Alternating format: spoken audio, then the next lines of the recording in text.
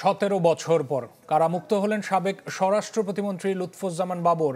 আজ দুপুরে কেরানীগঞ্জে কেন্দ্রীয় কারাগার থেকে তিনি ছাড়া পেয়েছেন। সিক্ত হয়েছেন দলীয় নেতাকর্মী ও দীর্ঘদিনের রাজনৈতিক সহযোদ্ধাদের ভালোবাসায়।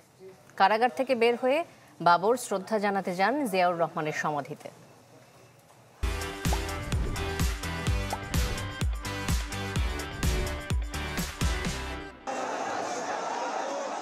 দীর্ঘ 17 বছরেরও বেশি সময় পর মুক্ত বাতাসে 4 দলীয় জোট সরকারের সাবেক স্বরাষ্ট্র প্রতিমন্ত্রী লুৎফুজ্জামান বাবর।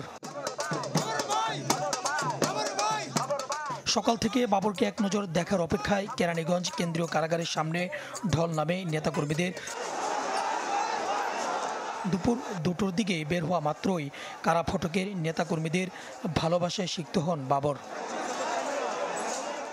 দীর্ঘদিনের রাজনৈতিক সহযোদ্ধাদের কাছে পেয়ে উচ্ছ্বসিত এই রাজনীতিবিদ।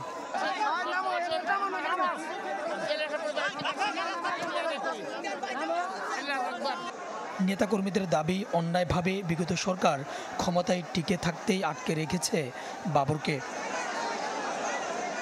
আমরা অনেক আনন্দিত, অনেক খুশি আজকে যে আমাদের নেতা আজকে মুক্তি পাবে। হৃদয়ের স্পন্দনকে আমরা আবার আমাদের মাঝে, আমার হৃদয়কে পরিপূর্ণতা করতে আমি এই ফুলের মালা বাবর ভাইয়ের গলায় পরানোর জন্য এনেছি।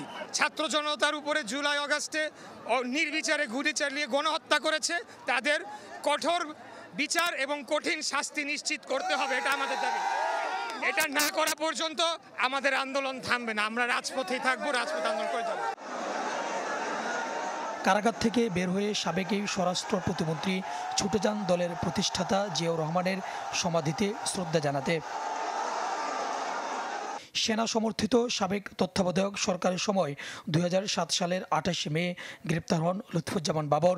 দুর্নীতি, 21 আগস্ট গ্রেনেড হামলা মামলা ও 10 ট্রাক অস্ত্র মামলায় দণ্ডিত হয়েছিলেন বিএনপির এই কেন্দ্রীয় নেতা।